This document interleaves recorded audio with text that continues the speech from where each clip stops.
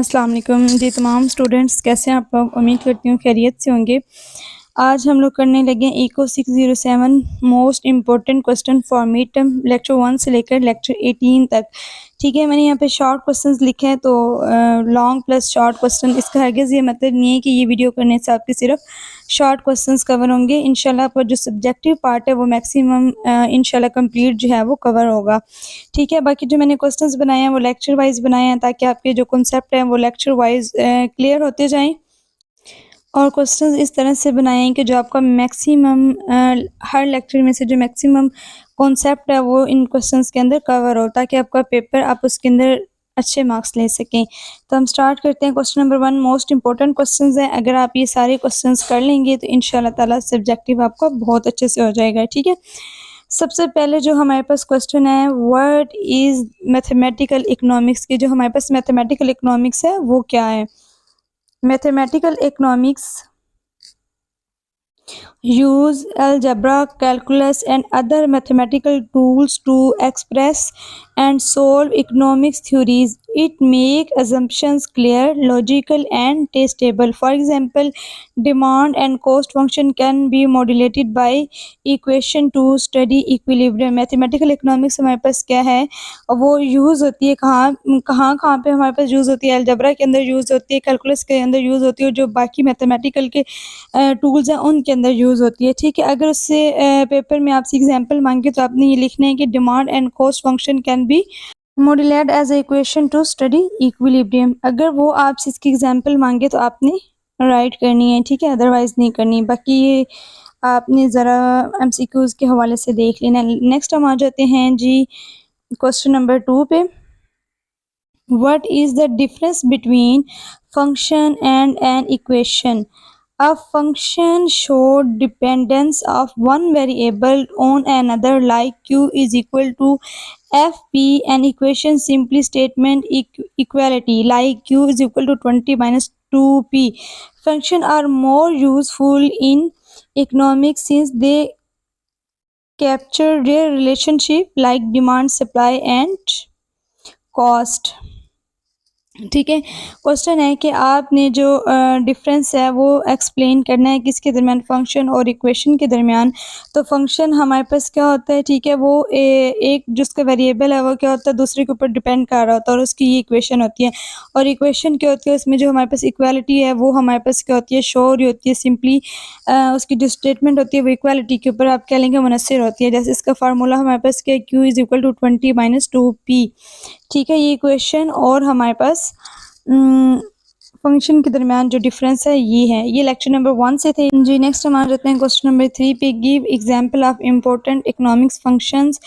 आपने एग्जांपल्स देनी है इम्पोर्टेंट इकोनॉमिक फंक्शन की। अगर पेपर में एक पूछी जाए तो आपने एक देनी है, अगर कहा जाए कि 2 दें तो आपने दोनों देनी है। एग्जाम्पल नंबर 1 हमारे पास है क्या है, demand function. And example number 2 हमारे पास है cost function. Demand, what is demand function? Demand function Q D is equal to A minus B P, showing relation between price and quantity. Demand function क्या है, इसका जो formula है Q D is equal to A minus B P, ये relation show करता है price और quantity के दरमियान। नेक्स्ट हमारे पास है cost function, C is equal to F Q, showing how cost depend on output. ये जो कॉस्ट फंक्शन है ये शो करता है या इस चीज़ को रीड करता है कि जो कॉस्ट है वो डिपेंड करती है किसके ऊपर करती है, आउटपुट के ऊपर करती है। ठीक है, एमसीक्यूज़ के हवाले से भी आपने याद रखना है कि डिमांड फंक्शन का फार्मूला क्या है, कॉस्ट फंक्शन का फार्मूला क्या है। ठीक है, ये किस चीज़ के ऊपर डिपेंड कर रही हैं। नेक्स्ट हम आ जाते हैं जी क्वेश्चन नंबर 4 पे। What is slope of straight lines and why it is important economics. सबसे पहले आपने बताना है कि जो स्ट्रेट लाइंस हैं ये हैं क्या और ये इकोनॉमिक्स के अंदर इम्पोर्टेंट क्यों हैं। ठीक है, इसके आंसर की तरफ चलते हैं। The slope is the rate of change in Y for a unit change in X given by delta Y of delta X. ये हमारे पास क्या, स्लोप यूनिट की जो स्लोप है उसकी हमारे पास डेफिनेशन है। ठीक है, इसका फार्मूला डेल्टा वाई और delta X. In a demand function slope show how much quantity falls if price rise by 1 unit and higher slope means stronger sensitivity of consumers। ठीक है, उसके बाद ये जो हमारे पास स्लोप है ये शो करती है कि आपको कितनी क्वांटिटी जो फॉल्स करनी है if price rises by 1 unit. ठीक है, अगर कोई भी चीज़ है उसकी हम प्राइस बढ़ा रहे हैं तो उसकी क्वांटिटी जो है हमने कितनी कम या कितनी ज़्यादा करनी है, ये जो स्लोप है ये हमें बताती है। ठीक है, जो हायर स्लोप होती है उसका मतलब होता है स्ट्रोंगर सेंसिटिविटी ऑफ कंज्यूमर्स। जी नेक्स्ट है हमारे पास क्वेश्चन नंबर 5, ठीक है। Write the general form of a linear function, के जो लीनियर फंक्शन है उसके अपने क्या करना है, जनरल फॉर्म को क्या करना है, राइट करना है, ठीक है। The general form is y is equal to a plus B of X. ये जो क्वेश्चन है अगर आप कॉन्सेप्चुअल या ध्यान से करेंगे तो आपके जो मैक्सिमम एमसीक्यूज हैं वो भी कवर होंगे। फॉर एग्जांपल मिड टर्म के पास पेपर में पूछा गया था कि जो जनरल फॉर्म है उसका फार्मूला क्या है, तो आपको जो राइट ऑप्शन है उसका पता होना चाहिए, ठीक है। उसके बाद where a is the intercept and b is the slope. In economics, demand Q is equal to A minus BP and supply Q is equal to C plus DP. Functions are common linear form. These are the building blocks और equilibrium analysis। ठीक है, question number 5 है हमारा। Next हम आ जाते हैं जी क्वेश्चन नंबर 6 के ऊपर। डिफाइन अ क्वाड्रेटिक फंक्शन, ठीक है।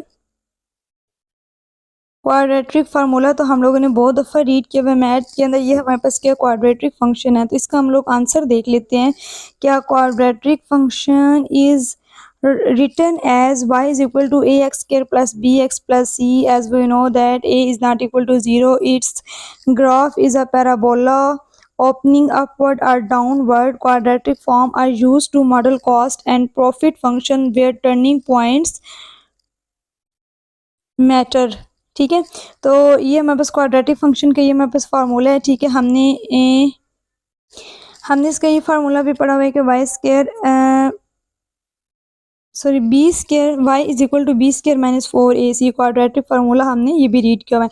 ये क्वाड्रेटिक फंक्शन है, हम उसका इस तरह राइट करते हैं और इसका जो ग्राफ है वो पैराबोला हो सकता है, ठीक है। उसके बाद और उसकी जो ओपनिंग है वो अपवर्ड भी हो सकती है और डाउनवर्ड भी हो सकती है। उसके बाद जो पैराबोलिक क्वाड्रेटिक फॉर्म है हम उसको कहाँ यूज़ करते हैं, मॉडल कॉस्ट के अंदर यूज़ करते हैं, प्रॉफिट फंक्शन के अंदर यूज़ करते हैं, जहाँ पे जो हमारे पास टर्निंग पॉइंट है वो क्या करते हैं, मैटर करते हैं, ठीक है। नेक्स्ट हम आ जाते हैं जी क्वेश्चन नंबर 7 के ऊपर। State the quadratic formula. Answer यहाँ पे क्वाड्रेटिक फार्मूला है, हमने वो लिखना है। ये हमने बहुत दफ़ा पढ़ा है, ठीक है। क्वाड्रेटिक का ये फार्मूला भी और जो मैंने आपको बताया है वो भी है। x is equal to minus B plus minus B square minus 4ac by 2a, ठीक है। नेक्स्ट हम आ जाते हैं जी क्वेश्चन नंबर 8 के ऊपर। Give one application of quadratic function. Quadratic functions are applied in optimization problems. For example, profit function are quadratic and maximum profit occurs at the vertex. Next हम आ जाते हैं जी क्वेश्चन नंबर 9 के ऊपर। Difference between linear and polynomial function. कि आपने linear and polynomial function के दरमियान जो डिफरेंस है वो बयान करना है। तो हम पहले देख लेते हैं। Linear function are degree 1 straight line. जो लीनियर फंक्शन होता है वो हमारे पास स्ट्रेट लाइन के होते हैं, स्ट्रेट लाइन के अंदर होता है, ठीक है। Polynomial functions can have higher degrees. जो पोलिनोमियल फंक्शन है उसमें उसके अंदर हायर डिग्रीज होती हैं, ठीक है। For example cubic like ETC, ठीक है। They capture more complex relationship in economics, okay. Next हम आ जाते हैं। ये मेरे पास क्वेश्चन नंबर 9 ही था मैंने, ठीक है जी, क्वेश्चन नंबर 9 था। नेक्स्ट हम आ जाते हैं जी क्वेश्चन नंबर 10 की तरफ। Define degree of a polynomial. Answer the degree of a polynomial is the highest power of its variable. Example, y is equal to 3x cube plus 2x squared plus x has degree 3. Degree show function complexity। तो हमारे पास जो degree of polynomial होती है ना, उसमें जो power होती है वो हाईएस्ट जो हमारे पास वेरिएबल की जो पावर होता है हम उसको कंसीडर करते हैं। फॉर एग्जांपल हमारे पास फंक्शन है 3x cube plus 2x square plus x, तो ये जो इसका हाईएस्ट जो पावर है हम उसको क्या कहेंगे, उसकी डिग्री कंसीडर करेंगे, ठीक है। वो इसकी डिग्री होगा, ठीक है। और इसकी डिग्री को जो है वो हमें क्या शो करती है, कॉम्प्लेक्सिटी शो करती है, ठीक है। नेक्स्ट हम आ जाते हैं जी क्वेश्चन नंबर 11 पे। What are demand and supply function. Most important question है हमारे पास। Demand function is equal to Q D is equal to A minus B P and supply function Q S is equal to minus C plus D P. They show relationship between price and quantity, both determine equilibrium.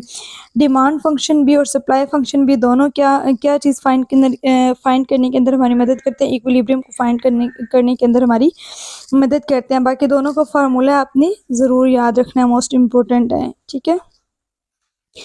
Paper के अंदर आपको कोई भी values दे के पूछे जा सकते हैं कि find the demand function and find the supply function. अगर आपको फार्मूला आता होगा और गिवन वैल्यूज़ आपको दी गई होंगी इनकी ना तमाम की, तो आप इजीली क्या करेंगे, आंसर उसका लिख सकेंगे एग्जाम्पल का।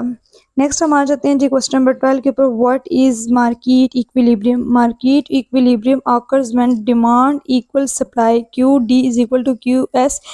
It give equilibrium price P asterisk and quantity Q asterisk. For example हम कोई भी चीज़ है जो बाज़ार के अंदर हम लोग भेज रहे हैं, ठीक है, सेल के अंदर, अब उसकी डिमांड हो रही है कि डिमांड हमारे पास है कि मार्केट के अंदर जो टोटल लोग हैं वो ख़रीदने वाले, फॉर एग्जांपल कोई भी चीज़ है, आप मोबाइल ले लें, ठीक है, अगर 40 मोबाइल्स की डिमांड है, ये 40 लोग ख़रीदने वाले हैं और हमने 40 ही सप्लाई किए हैं। अगर हम 50 सप्लाई कर देते, जो 10 है वो हमारी जो आउटपुट है वो बच जाती, तो हमें क्या होता, लॉस होता है, क्योंकि वो किसी ने परचेज़ नहीं करने थे।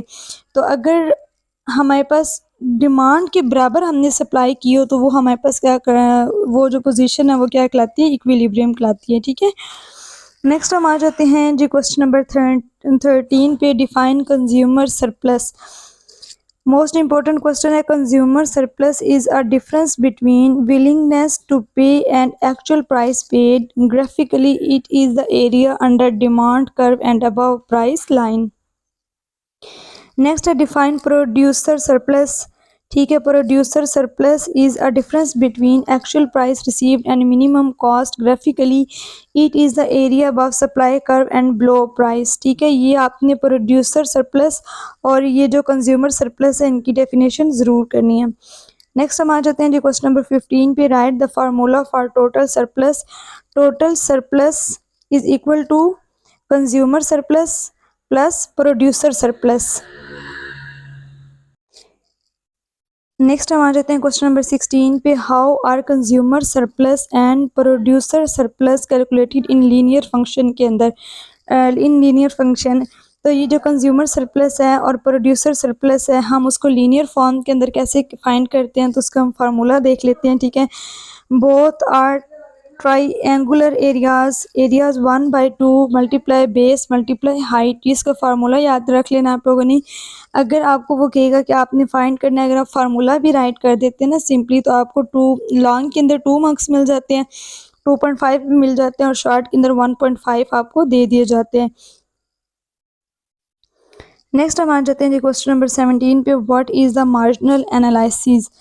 Marginal analysis studies effect of small change. MC marginal analysis, आप इसको मार्जिनल कॉस्ट भी कह सकते हैं, ठीक है। MC is equal to DC divided by DQ। Marginal revenue is equal to DR over DQ। Decision depend on comparing marginal cost with marginal revenue, ठीक है। ये हमारे पास मार्जिनल एनालिसिस की क्या है, डेफिनेशन है, आपने कर लेनी है। नेक्स्ट है हमारे पास question number 18। Define marginal cost. Marginal cost is extra cost of producing one more unit. जो मार्जिनल कॉस्ट है वो हमारे पास एक एक्स्ट्रा कॉस्ट होती है किसी भी जो एक यूनिट है, एक से ज़्यादा जो यूनिट है, अगर हम उसको प्रोड्यूस करें, ठीक है। उसका फार्मूला हमारे पास क्या है, MC is equal to DC over DQ. Marginal cost is equal to DC over DQ. Next हमारे पास question number 21. What is the second order condition? If second derivative f of x is less than 0, maximum. If second derivative of f of x is greater than 0, minimum. This checks concavity of curve, ठीक है। Next हम आ जाते हैं जी question number 22 पे। Define elasticity of demand. Elasticity show responsiveness of demand to price. Elasticity greater than 1 means responsive, inelastic if greater than 1 mean less responsive, ठीक है। ये कॉन्सेप्ट है, आपने करना है कि अगर इलास्टिक है 1 से ग्रेटर देन है तो वो हमारे पास क्या है, वो रिस्पॉन्सिव है। अगर वो 1 से लेस देन है तो वो क्या है, लेस रिस्पॉन्सिव है। नेक्स्ट हम आ जाते हैं जो क्वेश्चन नंबर 23 पे। Write formula for price elasticity of demand. ED is equal to DQ divided by DP dot P divided by Q। Next हम आ जाते हैं क्वेश्चन नंबर 24 पे। What is point elasticity? Point elasticity uses calculus to measure elasticity at a single point on demand curve. It is more precise than elasticity. ठीक है, हमारे पास जो point elasticity क्या है वो मेजर करती है इलास्टिसिटी को एट अ सिंगल पॉइंट के ऊपर। ठीक है, वो कब लेस है, इन इलास्टिक है या वो लेस रिस्पॉन्सिवनेस है, ये रिस्पॉन्सिवनेस है, ये सारी चीज़ों को जो पॉइंट ऑफ इलास्टिसिटी है वो क्या करती है, रीड करती है या यूज़ करती है इन सब को रीड करने के लिए, समझने के लिए। ठीक है, नेक्स्ट हमारे पास question number 25, define partial derivatives. Partial derivative is the derivative of a multivariable function with respect to one variable keeping other constant. Example partial q over partial l। जो partial derivative वो हमारे पास होता है, हम for example हमारे पास कोई भी function है 2xy प्लस 5 ऑफ x, तो इस फंक्शन को अगर हम इसका डेरिवेटिव करें एट अ टाइम, हम ए फंक्शन को ए के रिस्पेक्ट जो है हम उसका डेरिवेटिव कर सकते हैं। अगर मैं इसको डेरिवेटिव करूँ विद रिस्पेक्ट टू एक्स, तो मेरे पास क्या फंक्शन आएगा, जब मैं इसका डेरिवेटिव लूँगी तो ये मेरे पास आ जाएगा 2x² y प्लस 5x² आ जाएगा। ठीक है, अगर मैं इसे विद रिस्पेक्ट टू y लूँगी तो मेरे पास क्या आ जाएगा, 2xy² plus 5x as it is आ जाएगा। ठीक है, 2xy² plus 5x as it is आ जाएगा। मैं किसकी रिस्पेक्ट से ले रही हूँ, y की रिस्पेक्ट से ले रही हूँ, विद रिस्पेक्ट टू y। हम एट अ टाइम ये नहीं कर सकते कि equation number 1 derivative with respect to x and y, नहीं, पहले हम विद रिस्पेक्ट टू x लेंगे फिर हम विद रिस्पेक्ट टू y करेंगे उस इक्वेशन को। नेक्स्ट हम आ जाते हैं जी क्वेश्चन नंबर 26 पे। Example of two variable functions. Production function q is equal to f K l output depends on both labour and capital. Partial derivatives gives MPL and MP। Next हम आ जाते हैं जी क्वेश्चन नंबर 27 पे। Define marginal product of labour MPL। MPL is extra output from one more unit of labour capital constant. Formula हमारे पास इसका क्या है, ये हमारे पास जो एक्स्ट्रा आउटपुट है मोर देन वन यूनिट के लिए, ठीक है, जो हम यूज़ करते हैं वो उसका फार्मूला हमारे पास है partial q over partial l, partial q divided by partial l। Next हम आ जाते हैं जो क्वेश्चन नंबर 28 पे। Define marginal product of capital MPK। MPK is extra output from one more unit of capital labour constant. Formula, जब हम किसी चीज़ को ये जो एक्स्ट्रा आउटपुट हम दे रहे हैं, ठीक है, कोई भी फॉर एग्जांपल हमारी एक फैक्ट्री है, उसके अंदर चीज़ें जो हैं वो बन रही हैं, तो जो हम आउटपुट हम बढ़ा रहे हैं लेकिन हमारे पास लेबर क्या रहेगी, कांस्टेंट रहेगी, तो हमारे पास फार्मूला क्या आएगा, partial q divided by partial k आएगा। तो इसके अंदर जो हमारे पास जो कैपिटल है वो कांस्टेंट रहेगा, मीन के हम जो लेबर है वो बढ़ा रहे हैं, बाकी जो हमारे पास प्रोडक्ट है या जिस चीज़ से कोई भी हमारी चीज़ है वो बन रही है वो कांस्टेंट है। ठीक है, MPK के दरमियान हमारे पास जो लेबर है वो कांस्टेंट रहेगी और बाकी कोई भी चीज़ जो है हम उसको इंक्रीज़ कर देंगे। ठीक है, नेक्स्ट हमारे पास क्या है, डिफाइन इंटीग्रेशन। इंटीग्रेशन हमारे पास क्या है, integration is a reverse of differentiation. It calculate total values from marginal function and find areas under curves. यहाँ पे हमारे पास डेफिनेशन है कि इंटीग्रेशन क्या है, ये रिवर्स होता है किसी भी डिफरेंशिएशन फंक्शन का। ये कैलकुलेट क्या करती है, values from marginal function and finds area under curves. Next आप देखिए, right the formula for xn integrate xn over dx। तो ये फार्मूला मैंने जो वीडियो बनाई है जिसमें मैंने लेक्चर्स को समराइज़ करके बताया, उसमें मैंने डिटेल के साथ एक्सप्लेन भी किए। बाकी इंटीग्रेट हम करेंगे xn dx को, तो हम क्या करेंगे, ये जो इसकी इंटीग्रेट हम किसी भी फंक्शन को करते हैं तो जो उसकी पावर होती है हम उसमें क्या कर देते हैं, 1 प्लस कर देते हैं, फिर जो पावर बनती है हम उसे उसके नीचे डिवाइड भी कर देते हैं, plus constant. For example 5x² को हम इंटीग्रेट करेंगे तो हम क्या करेंगे, 5x इसकी जो पावर x² इसके अंदर 1 प्लस कर देंगे, 3 डिवाइडेड बाय 3 प्लस c आ जाएगा। ठीक है, मोस्ट इम्पोर्टेंट फार्मूला है, बहुत दफ़ा जो पास पेपर में ना आ चुके हैं, इससे रिलेटेड क्वेश्चन भी आ चुके हैं। Define and indefine integrals. ठीक है, integrals has no limit. Example f(x) over d(x). ऐसे फंक्शन जिनके अंदर कोई लिमिट नहीं होती इनडिफिनाइट इंटीग्रल्स होते हैं। ठीक है, एग्जांपल हमने यहाँ पे दी हुई है।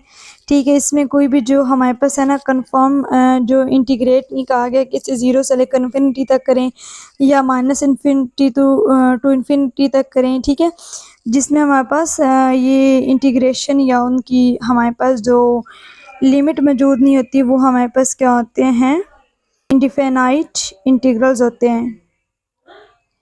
डिफाइन आर डिफाइनाइट इंटीग्रल, ठीक है, वहाँ पे इनडिफाइनाइट इंटीग्रल्स बताए हैं, तो यहाँ पे हमने डिफाइनाइट इंटीग्रल्स बताने हैं। तो an definite integrals is between two limits F integrate A to B F of X of D of X. ऐसे फंक्शन जिसमें हमारे पास लिमिट मौजूद हो, ठीक है, वो हमारे पास क्या कहलाते हैं, डिफाइनाइट इंटीग्रल्स कहलाते हैं। ठीक है, नेक्स्ट हमारे पास question number 35, integration of exponential function.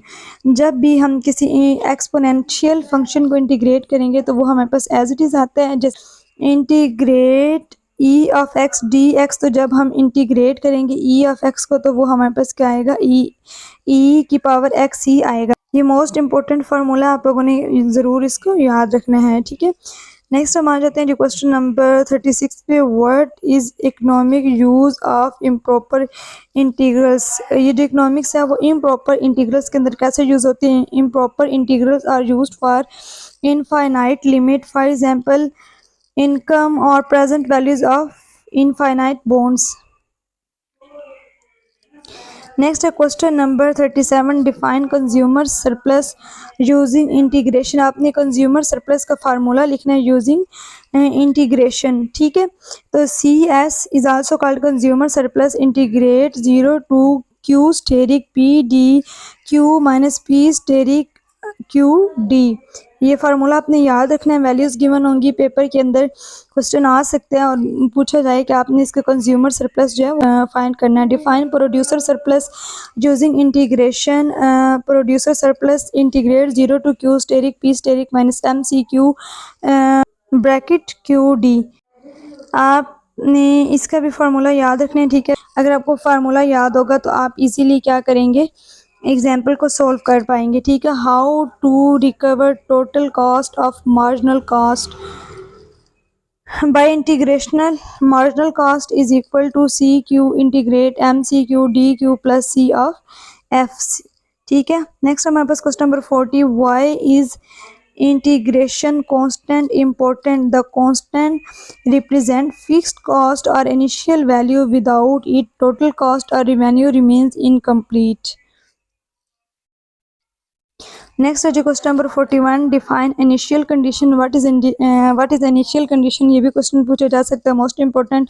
And initial condition give values at a specific point. जो इनिशियल कंडीशन होती है वो हमें वैल्यू देती है किसी भी स्पेसिफिक पॉइंट के ऊपर। C0 is equal to C F, it help determine exact total functions.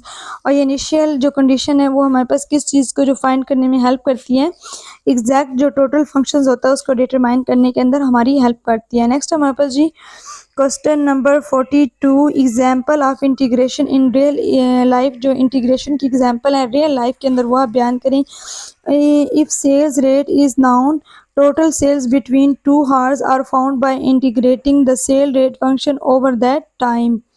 ठीक है, नेक्स्ट है क्वेश्चन नंबर 43। ये जो क्वेश्चंस हैं बहुत इजी हैं, जिनकी थ्योरी रीड करने से कॉन्सेप्ट समझ आ रहे हैं, उनको मैं एक्सप्लेन नहीं कर रही ताकि वीडियो ज़्यादा लेंथी ना हो। What is the slope of a tangent line? Answer, the slope of tangent equal derivative at that point in demand. It show how quickly quantity change as price change. ठीक है, तो ये हमारे पास कह रहा है कि ये जो टेंजेंट है वो एक तो शो करता है कि क्वांटिटी किस तरह चेंज होती है अगर प्राइस चेंज हो जाए, और दूसरा ये जो स्लोप ऑफ टेंजेंट है ये इक्वल होती है डेरिवेटिव एट दैट पॉइंट के। ठीक है, नेक्स्ट हम आ जाते हैं जो क्वेश्चन नंबर 44 पे, what is the difference between right hand and left hand limits? Left hand limits approach from larger values, left hand limits from smaller values if equal function is continuous at the point. Right hand limits जो हैं वो मेरे पास larger values को करती हैं और left hand जो limits हैं वो स्मॉलर वैल्यूज़ को अप्रोच करती हैं। स्टूडेंट्स, अगर आपको मेरी वीडियो अच्छी लगती है और हेल्पफुल लगती है तो आपने मेरी वीडियो को लाइक करना है और सब्सक्राइब करना और ज़्यादा से ज़्यादा शेयर करना है। अच्छा स्टूडेंट्स, तो जब मैंने वीडियो बना ली थी तो मैंने आगे आके देखा कि जो 2 क्वेश्चन है ना वो मैं मिस कर गई, क्योंकि ये जो क्वेश्चंस हैं पहले मैं एक कॉपी के ऊपर जो रफ राइट करती हूँ, फिर आप लोगों के लिए डॉक्स के ऊपर एक-एक वर्ड जो है वो राइट करती हूँ। तो ये जो 2 क्वेश्चन थे ना, क्वेश्चन नंबर 19 और 20 मैं अंदर से स्किप कर गई थी, ठीक है। जब मैं क्वेश्चन नंबर 44 राइट कर रही थी तो मुझे पता चला कि मैंने 2 स्किप कर दिए, तो फिर मैंने उन्हें इधर ही राइट कर दिया, ठीक है। Define marginal revenue. Marginal revenue is extra revenue from selling one more unit. Formula is equal to marginal revenue D is equal to TR over DQ. ये जो हम लोग अभी रीड कर रहे थे वो लास्ट वाले लेक्चर्स रीड कर रहे थे। ये जिस तरह क्वेश्चन चलते आ रहे थे ना, लेक्चर वाइज चलते आ रहे थे, तो ये थोड़ा सा हो गया, इसके लिए माजरत, ठीक है। 2 क्वेश्चंस आगे पीछे हो गया, मैंने कहा आपके स्किप ना हो, मैंने फिर इनको एंड पे राइट कर दिया, ठीक है। What is the first order condition for maximization? The first order condition is F of X is equal to 0 at this point, slope is 0 indicating maximum और मिनिमम। जो फर्स्ट ऑर्डर कंडीशन होती है, यानी जिसने इसका ये डेरिवेटिव लिया with first derivative है, वो किसकी इक्वल होगा? 0 होगा। इस पॉइंट के ऊपर जो स्लोप होती है वो 0 होती है, इंडिकेटिंग मैक्सिमम और मिनिमम, ठीक है। नेक्स्ट हम आ जाते हैं जी क्वेश्चन नंबर 45 पे, ये हमारा लास्ट क्वेश्चन है, ठीक है। Question number 45, summarize rule of calculus in economics. Calculus defines marginal values, optimization, elasticity, and surplus. It provides precise method for solving economics problem. ये डिफाइन करता है मार्जिनल वैल्यूज़ को, ऑप्टिमाइजेशन को, इलास्टिसिटी को और सरप्लस को, ठीक है। तो यहाँ तक जो हमारा मिड टर्म के जो मोस्ट इंपॉर्टेंट क्वेश्चंस हैं वो ख़त्म हो चुके हैं, ठीक है। होप्स आपको मेरी वीडियो अच्छी लगी होगी। तो जज़ाकल्लाह खैरन कसीरा।